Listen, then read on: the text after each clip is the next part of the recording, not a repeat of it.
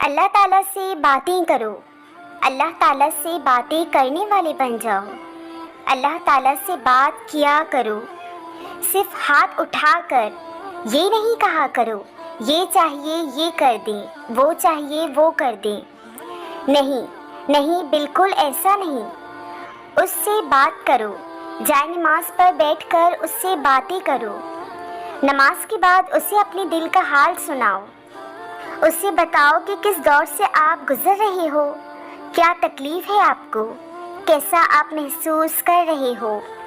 ہر چھوٹی سے چھوٹی، بڑی سے بڑی بات اس سے بیان کرو۔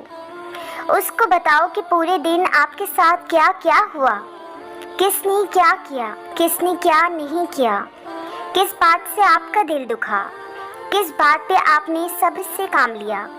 ہر ایک بات اسے اس یقین سے بتاؤ کہ بس وہ آپ کو سن رہا ہے، اور یقین کیجیے کہ وہ آپ کی شہرک سے بھی زیادہ آپ کے قریب ہے۔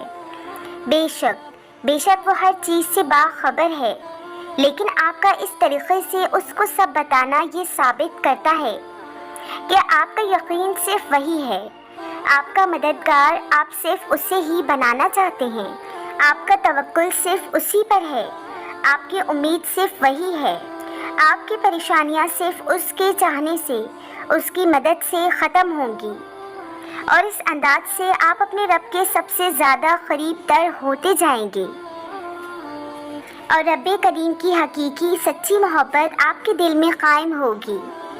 اللہ تعالیٰ خود قرآن کریم میں فرماتے ہیں کہ مجھ سے دعا مانگو میں قبول کروں گا۔ تو اپنے رب سے دعا مانگتے رہیں، اپنے حال کو اپنے رب کے آگے بیان کر کے رکھ دیں، اپنا حال اسے سناتے رہیں۔ بے شک کون مدد کرے سوائے اللہ کے، اللہ سے بات کریں، اس کے ساتھ میٹنگ جماتے رہیں اور اپنا مقام اونچا کرتے رہیں۔